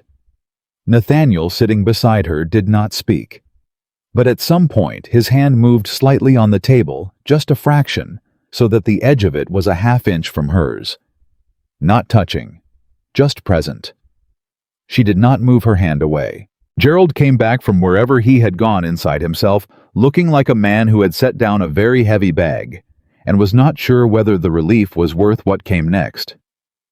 "The secondary agreement," he said carefully, "was prepared by a third party on my behalf. I believed the debt was legitimate. I may have been less rigorous in verifying the documentation than I should have been." It was the most careful sentence Clara had ever heard. Every word chosen to be true in the narrowest possible sense while walking around the center of the thing. Harrow looked at him for a long moment. "Mr. Pickett," he said, "the words you are looking for are, 'I was wrong, and the transfer should not have occurred.'" Gerald's jaw tightened. His lawyer leaned in again. Something passed between them. Then Gerald said, "I was wrong. The transfer should not have occurred." Clara closed her eyes. Just for a moment. Just long enough. She opened them. "The transfer of the Whitmore property is hereby voided pending formal documentation," Harrow said. "The property reverts to the Whitmore estate. Miss Clara Whitmore, as the surviving heir, will need to file the appropriate claim within 30 days. Mr. Abbott, I will ask you to oversee the documentation review." He looked at Gerald. "Mr. Pickett, I am referring the matter of the secondary document to a higher authority for further review. I suggest you retain additional counsel." Gerald stood. He looked at Clara. She looked back at him. There was a long time in which neither of them said anything. Clara thought about what she wanted to say. She thought about 2 years in his house. She thought about the 30 days, the document on the table, the careful performance of a man who had called it administrative. She thought about her father's name forged on a piece of paper by someone who had not known how he looped his J. She said, "I want the graves maintained. My parents are buried on that property. Whatever else happens, the graves are maintained." Gerald looked at her. Something moved through his face. Not shame exactly. Something adjacent to it that was perhaps the closest he would come. "Yes," he said. "Of course." He left. The room let out a breath. The street outside was full of people who had understood that something significant was happening inside the magistrate's office and had found reasons to be in the immediate vicinity. Clara came out into the morning and the particular quality of a summer day that has already been doing things before most people have eaten breakfast, and she stood on the boardwalk and held her basket and breathed the outside air. Nathaniel came out behind her. Several people on the street were looking at him in the particular way that people looked at someone they knew was important when that importance had just been confirmed by events. He ignored all of it. He looked at Clara. "You all right?" he said. "Yes," she said, and was surprised to find that it was true. Abner Hale was there. She had not known he was there, but of course he was.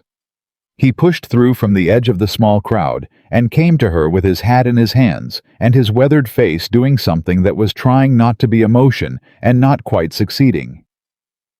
"Miss Clara," he said. "Mr. Hale." She looked at him. "The property is going to come back.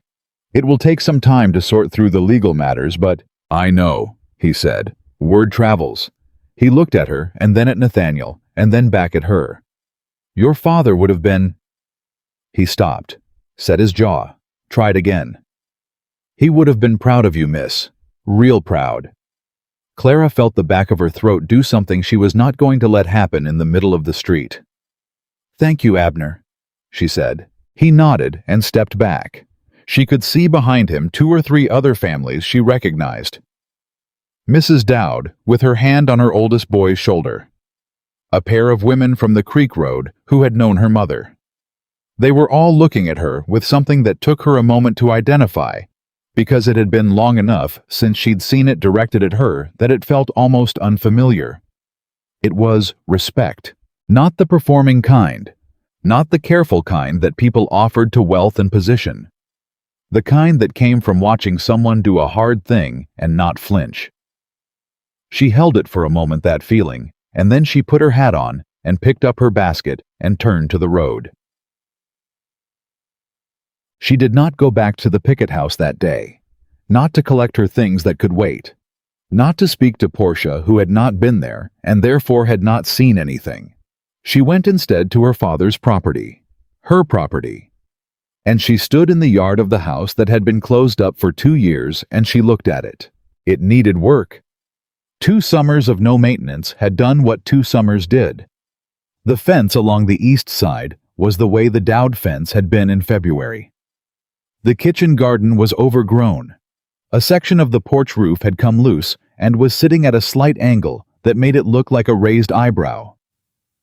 She thought about all of it practically the way she thought about practical things. She had the property. She had no money and no labor and no means currently to make it what it needed to be. She had herself. She had the willingness to work.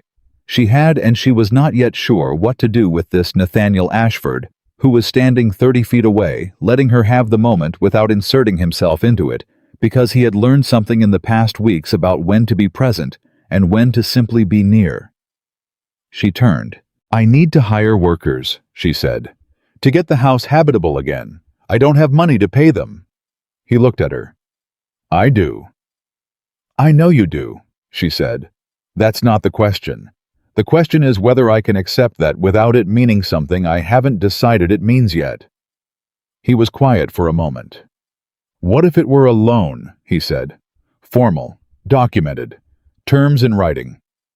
She considered that. "What terms?"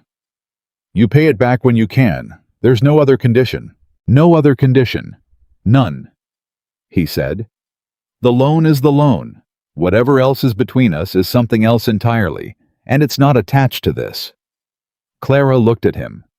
She thought about Caldwell, who had arrived with his framework, and his assessment, and his version of security.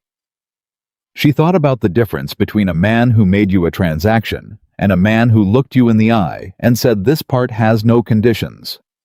"All right," she said. "A loan. I'll want it in writing. I'll have Abbott draw it up. Today, if possible." He almost smiled. "Today," he said. The workers began the following week. Clara was there every morning before they arrived and still there when they left.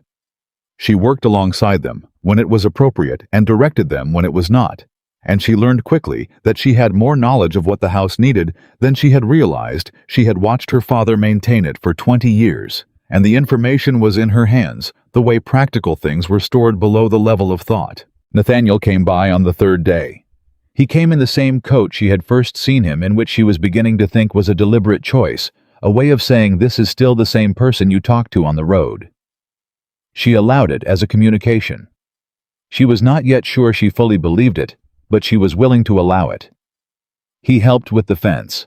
She watched him from the kitchen window while she was measuring what the pantry needed. He had a post-hole digger, and he was working with the same economy she had noticed at the Dowd place. No wasted motion, no performance, just the work itself done at the pace it needed to be done. She brought him water at midday and sat on the porch step while he drank it. "You don't have to come here and work," she said. "I know. The workers are sufficient." "Also true," he said. He set the cup down. "I want to." "Why?" He looked at her. "Because I'd rather spend an afternoon fixing your fence than doing most of the other things I am required to do with my time." She looked at her hands. "That's a very plain thing to say." "I'm trying to be plain," he said. Given the previous record, she felt something in her chest move in the particular way that things moved when they were rearranging themselves around new information. She was not yet ready to name what was rearranging, but she was aware of it. "Are you staying," she said, "in the valley?" "I intend to," he said. "If that's—" He stopped. "If that's what?" she said. He looked at her steadily. "If that's all right with you." She looked back at him. "You own half the county, Mr. Ashford. You don't need my permission to stay in it." "No," he said. "I don't." A pause. "But I want it anyway." Clara picked up the empty cup. She stood up and looked out at the fence he had been working on, which was already half done. "I reckon you can stay," she said. She went back into the house. She heard him pick up the post-hole digger and go back to work. And she stood in her kitchen in her house on her property, all of which was hers again by honest means and her father's careful handwriting, and she let herself feel for just a moment everything she had not let herself feel for 2 years. Not happiness yet, not quite. Something more primary than that. Something that was the ground floor of all the other things, the feeling of standing on solid ground after a long time on uncertain footing. The feeling of having done a hard thing and come out the other side still herself. She pressed her hand flat on the kitchen table. Her father had built this table. She could feel under her palm a slight groove near the edge where he had always set his inkpot. She stood there for a while. Then she rolled up her sleeves and got back to work. 3 weeks into the restoration, Gerald Pickett left the county. He did not announce it. He did not say goodbye. He simply one morning was gone, and Portia, who Clara discovered had been visiting her sister in Charlottesville since the week of the hearing, did not return to the Sycamore Creek house. Within a month, that house too was on the market. The legal proceedings went on without him. The higher authority to which Harrow had referred the matter found what Harrow had expected them to find, and the results were the results that followed from what they found. Clara was not required to be present for most of it. Abbott managed the documentation. Nathaniel's lawyer managed the county filings. What Clara managed was the house and the kitchen garden, which she had cleared and replanted with the particular focus of someone who was planting for herself rather than for a performance of domesticity. She planted lavender. She planted the same chamomile her mother had kept. She planted tomatoes in the south-facing bed, where they got the most light, and beans along the fence Nathaniel had fixed, and mint near the well, where it would spread as aggressively as mint always did, and she wouldn't have to tend it too carefully. Nathaniel came by most days, sometimes to work, sometimes just to sit on the porch step with a cup of the coffee she now had means to keep and talk. About the land, about the tenants, about what he was trying to do with the estate's management and what was difficult about it. She told him when she thought he was wrong about something. He listened when she did. She had expected the first time she did it some version of the careful management of disagreement that men in his position often practiced the way they heard you and then did what they'd planned anyway. He changed his mind. Not immediately. He thought about it first. But he changed it, and he told her when he did, and he told her why. And that was different. That was something she had not been prepared for. "The drainage on the north side of the valley," she said one afternoon in the 4th week. "Abner says it's been a problem for 5 years. The creek floods in spring and takes out 2 weeks of planting." "I know," he said. "I've been looking at it." "What are you planning to do?" "I have some thoughts, but I want to talk to the men who've worked that land first. They'll know things the survey doesn't." She looked at him. "What?" he said. "Nothing," she said. "Just noting that." "You seem surprised." "I'm consistently surprised by you," she said. "I'm getting used to it." He looked at her with the particular quality of attention that she had stopped trying to ignore or minimize, because ignoring things that were real had never served her well. "Clara," he said, then stopped, then correcting himself, "Miss Whitmore." "You can call me Clara," she said. "At this point, I think the formality is more unusual than the alternative." He was quiet for a moment. "Clara," he said again, not correcting it this time, just saying it. She looked at her coffee cup. "There's something I want to say to you," he said, "and I want to say it plainly because I told you I would be plain." She set the cup down. "All right," she said. "What I did coming here the way I did not telling you who I was, I understand that was wrong. I understood it was wrong while I was doing it, and I did it anyway because I was afraid of the alternative, and being afraid of the alternative doesn't make it less wrong." He looked at her steadily. "I don't want to defend it. I'm not asking you to forget it. I'm just asking whether there is, whether you are, whether there's room somewhere for something beyond where we are now." Clara looked at him. She thought about everything she had thought about in the past weeks. She thought about what she had learned about him, the slow accumulation of it, the fence post, the drainage ditch. Abner's face when Reed left the changed voice in the magistrate's office, the hand on the table that had not touched hers but had been present, the loan with no conditions, the changed mind about the valley tenants, the way he said her name like it cost him something to say it right. She thought about what it meant to trust someone. Not the performance of trust, not the agreeing and the nodding and the going along. The actual thing. The decision to believe that a person's character is consistent even when you have seen it in disguise. She thought about the J that did not loop back. About 30 years of careful entries. About a man who wrote down the truth every year for 30 years because he believed the numbers mattered. She thought about the morning she had stood at his grave and made a promise. She thought about what it felt like to be standing on solid ground. "Room," she said slowly, "depends on what you're proposing to put in it." He looked at her. "I'd like to keep coming here," he said, "to see you. Not the property, not the situation. You. And I'd like to be honest about that. You're being honest now." "I'm trying to be." She looked at him for a long moment. "You know what I said about you," she said. "Before I knew who you were. You heard all of it." "Yes. Rich men making people into numbers. Power making people cruel. All of it. I remember every word." "And none of it made you angry?" "None of it," he said, "made me feel anything other than wanting to be the person who proved you wrong." Clara held that for a moment. "That's a complicated thing to want," she said. "I am a complicated person." "No," she said. "That is not true, actually." She looked at him. "You're a very plain person who has been wearing complicated situations like coats. Underneath them, you're the same man who reset fence posts in August and asked Abner Hale questions that actually wanted answers." He was very still. "That's the man I'm going to decide about," she said. "Not Nathaniel Ashford of the Ashford estate. The man who showed up in a plain coat and wanted to know the land.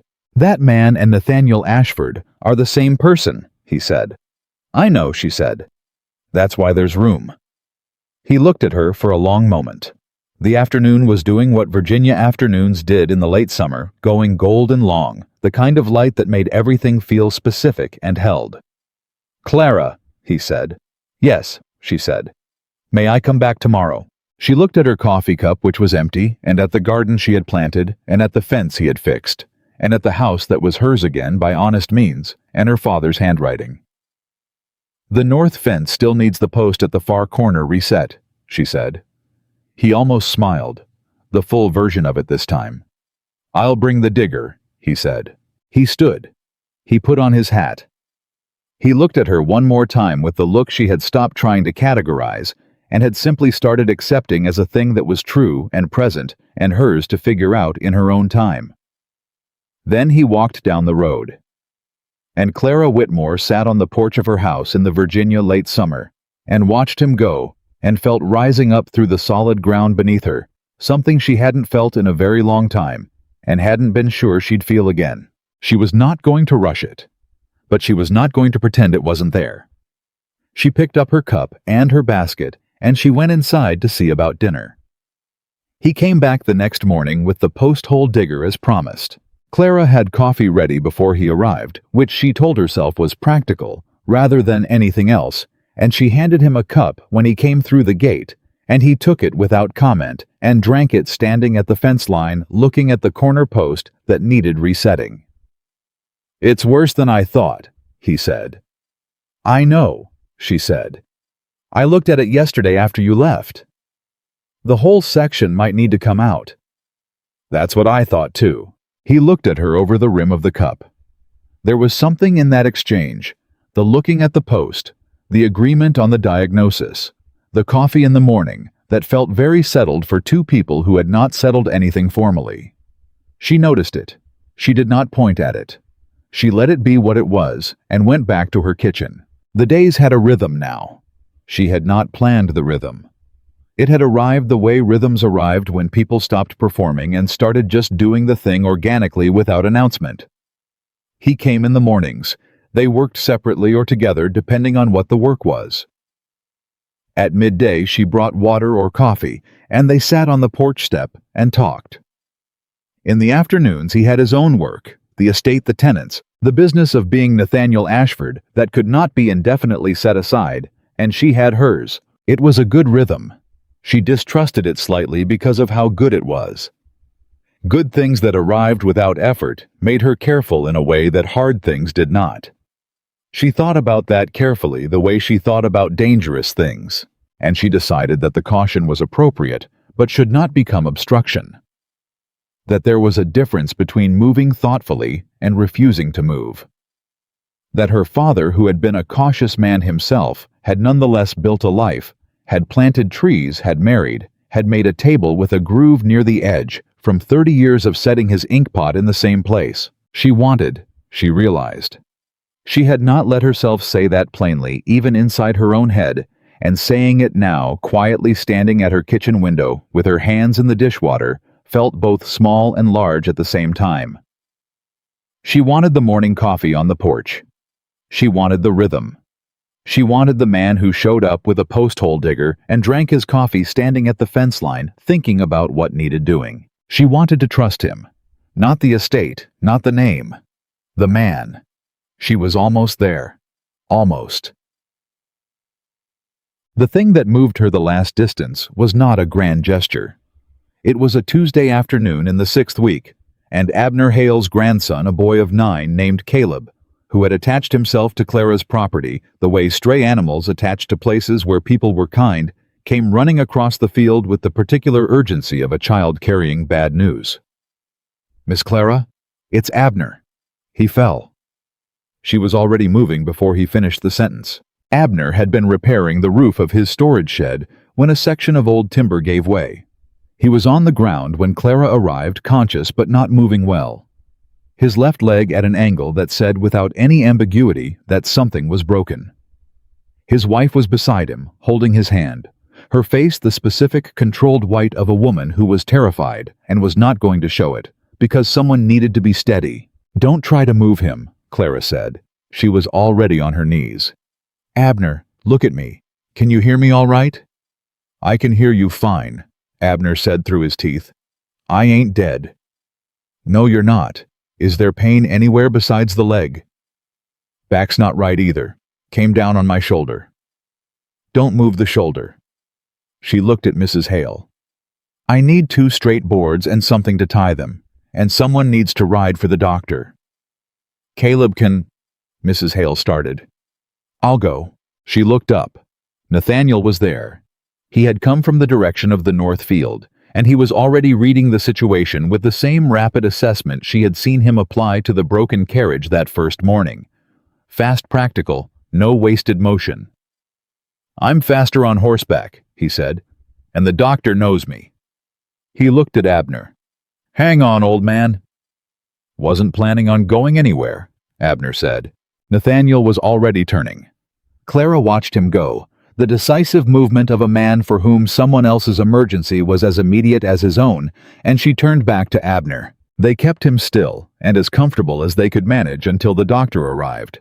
Clara talked to him the whole time, not about anything significant about the drainage on the north field, about what the bean plants were doing along her fence, about the way Caleb had run with such determination that his hat had blown off in the second field, and he hadn't stopped to retrieve it. She kept her voice steady and present, and gave him something to listen to that was not his own pain. The doctor arrived in 40 minutes, which was fast. Nathaniel had clearly pushed the horse and pushed the conversation. While the doctor worked, Nathaniel stood near the fence and waited. Clara came and stood beside him, and they were quiet together, in the particular way they had learned to be quiet, which was not the absence of communication, but a different kind of it. "He's going to be all right," she said. "I know," he said. Abner survived worse than a roof. She looked at the side of his face. "You didn't hesitate." "Neither did you." "I've been checking on this family for 2 years," she said. "You've known them for 6 weeks." He looked at her. "He's Abner," he said simply, as if that were the entire answer. And maybe it was. Clara looked at her hands. She thought about the man she had met at the broken carriage, the stranger she had helped, and the stranger who had helped her in return, and every version of him she had seen since. The man who asked questions that wanted answers. The man who changed his mind. The man who came in the same plain coat because he wanted her to know he was still that person. The man who rode for the doctor without being asked. She did not say anything.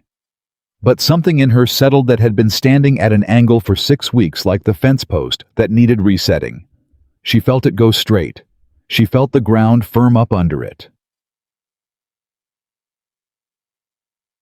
The county's autumn social was held at the end of September. It was a larger gathering than the summer church social, held at the Ashford Valley Meeting Hall, which was the largest building in the county, not on private land.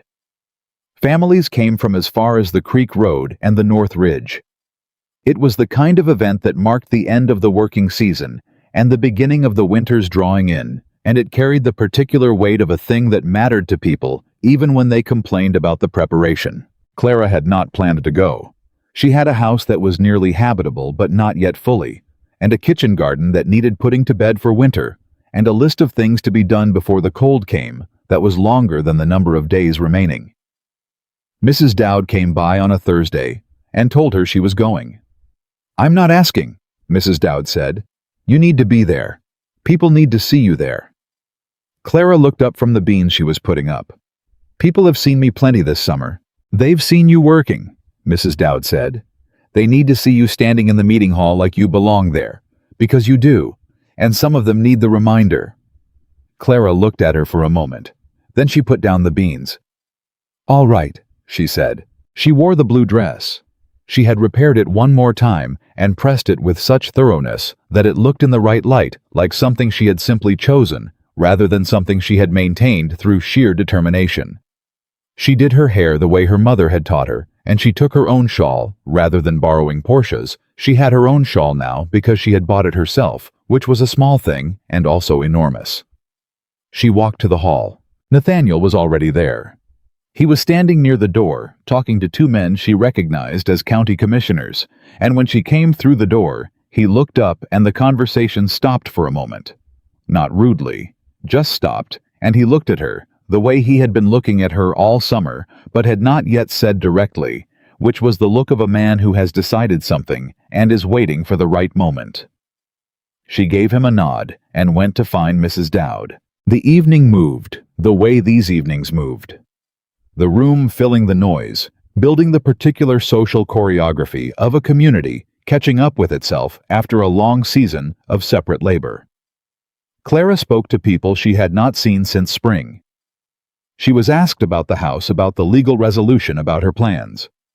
She answered honestly and without drama, and watched the way people's faces changed when they realized she was not diminished by what had happened, that she had, in fact, come through it standing. Mrs. Hale found her near the refreshment table. "Abner's doing better," she said.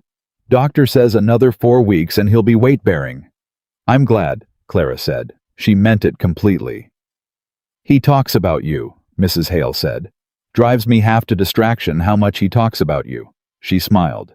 And that man of yours. Clara paused.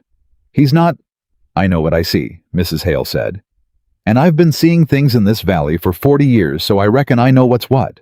She moved on before Clara could respond. Clara stood with her cup and thought about that particular phrase. That man of yours. The possessive of it. The casual assumption. She was still thinking about it when Nathaniel appeared at her elbow. You've been standing here for 10 minutes, he said. I've been thinking. About what? She looked at him. Mrs. Hale called you my man. Something moved across his face. He was careful with it. What did you say? I started to correct her, she said. And she told me she knows what she sees. Mrs. Hale is perceptive, he said. She is, Clara said. She looked at her cup. Is she right? The hall was full and loud and warm, and nobody was particularly paying attention to two people standing near the refreshment table, having a quiet conversation, and the moment had the quality of a moment that did not need any of the surrounding noise to tell it what to be. Nathaniel looked at her. That depends, he said, on what you want her to be right about. Clara set her cup down. I have thought about this very carefully, she said, and I want to be honest with you about what I've decided, because I told you I was an honest person, and I intend to keep being one. All right, he said. I was angry at you for 6 weeks, she said. For good reasons, and I'm not going to pretend the anger didn't happen, or that it doesn't still have an edge to it because it does. I know, but the anger was never about who you turned out to be, she said. It was about not being given the choice of knowing, and I've decided that the person I've come to know since the choice was restored to me is someone She stopped, took a breath, started again. Is someone I want to know more of, for a long time. The hall went on being loud around them. Nathaniel was very still. Clara, he said. I'm not done, she said. He closed his mouth. I am not going to be managed, she said. I am not going to be arranged or decided about or positioned. I've had 2 years of being a piece in other people's plans, and I am through with it. If you want me in your life, you have to want me, as I am a woman who reads her father's ledgers and gives away her last loaf of bread and tells you when she thinks you're wrong and doesn't stop just because you own half the county. That is exactly the woman I want, he said. I know, she said. That's the part I believe. He looked at her. The look had fully arrived now no more. Almost, no more almost smile, just the entire direct weight of a man who had found the thing he had been looking for and was not going to be careful about showing it. Then may I ask you something, he said. You may. He reached into the inside pocket of his coat. Not the plain brown working coat, the other one, the one that was still simple, but that was what it was. He took out something small and set it on the refreshment table between them. It was a ring. Old gold worn smooth at the band, the way old things went smooth. Simple, not showy. This was my grandmother's, he said. She was a woman who my grandfather said had the most inconvenient opinions of anyone he'd ever met, and who he married because of them, not despite them. He looked at Clara. I thought of her the first time you told me I was wrong about something. I thought, there it is. Clara looked at the ring. She looked at it for a long time. Nathaniel, she said. I'm asking you, he said. Not arranging, not deciding, asking. She looked up at him. I know, she said. Then will you? The hall was warm and full of the sound of people who had lived alongside each other for years, the Hales and the Dowds, and the families from the Creek Road and the North Ridge, and somewhere near the door, someone had started a fiddle. And the particular note it made was the kind that belonged to this county, and this season, and this air. Clara picked up the ring. She turned it in her fingers, felt the weight of it, the warmth that had come from being carried close to him. She thought about what her father had built. The table with the groove, the 30 years of careful entries, the property he had maintained with honesty and given to the people on it with fairness. She thought about what she had said at his graveside. "I am going to be all right, Papa." She thought, "I am." She held out her hand. Nathaniel put the ring on her finger, and his hands were not entirely steady, and she was glad of that, glad that it cost him something, because things that cost nothing were worth nothing, and this was worth everything. "Yes," she said. One word. Undecorated. He looked at her hand, then at her face. "Yes," she said again, because once hadn't been enough to hold all of what she meant. He did not make a speech. He did not do anything theatrical. He put his other hand over hers, careful, complete, and they stood at the refreshment table in the Ashford Valley Meeting Hall while the fiddle played, and the county went on around them, and the ring sat on her finger, like something that had always been heading there. The news moved through the hall, in the way news moved in a county in waves, each one carrying the information a little further, each person who received it turning to someone else to confirm it and pass it on. By the time the fiddle had played 3 more songs, most of the room knew. Mrs. Dowd found Clara near the window. "I told you," she said, not quite managing to keep the satisfaction out of her voice. "I told you to be there. You told me people needed to see me standing in the hall like I belonged," Clara said. "You didn't tell me this was going to happen." "Didn't I?" Mrs. Dowd looked at the ring on Clara's finger, and her face did something that was trying to be neutral and completely failing. "Well, I might have had some idea." Clara looked at her. "Did everyone in this county know what was coming except me?" "Abner knew," Mrs. Dowd said. "And Abner told Mrs. Hale, and Mrs. Hale told Well." She smiled. "The Valley talks, Clara." "The Valley," Clara said, "needs to mind its business." "That's what the Valley has never once done," Mrs. Dowd said. "And you know it."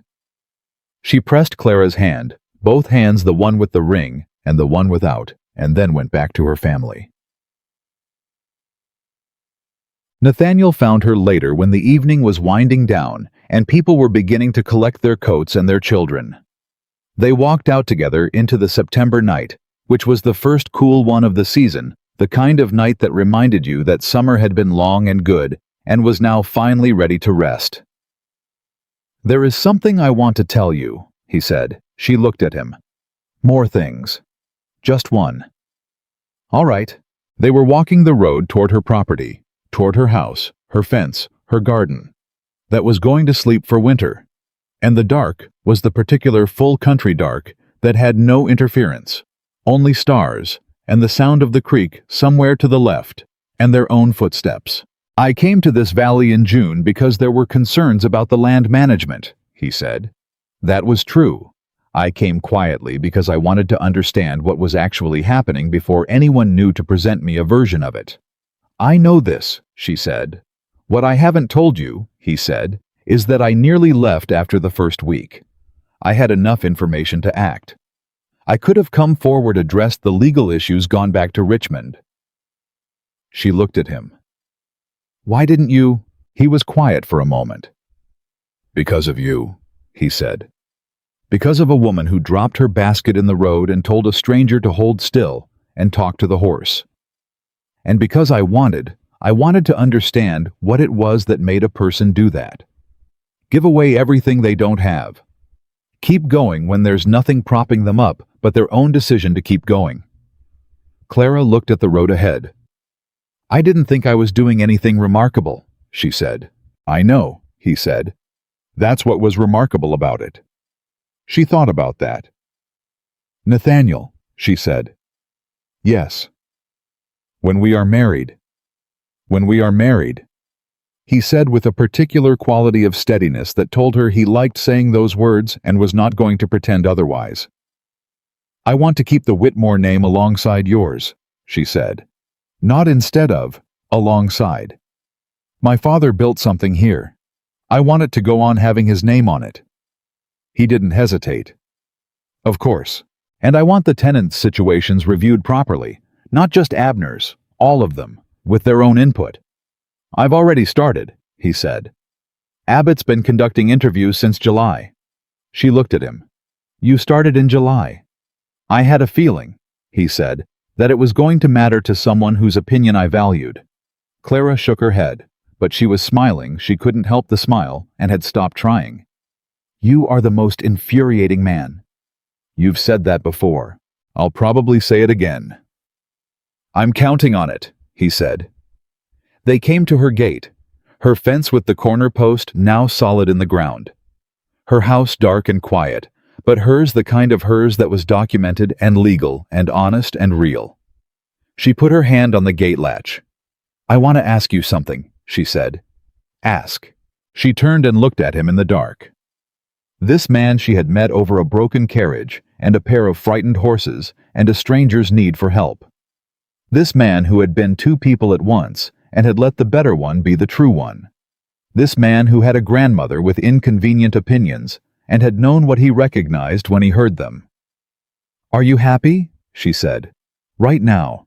This exact moment. Are you? He looked at her for a long count of seconds. I have been many things, he said. Useful, busy, responsible, purposeful. I have known what I was supposed to be doing at almost every moment of my adult life. He paused.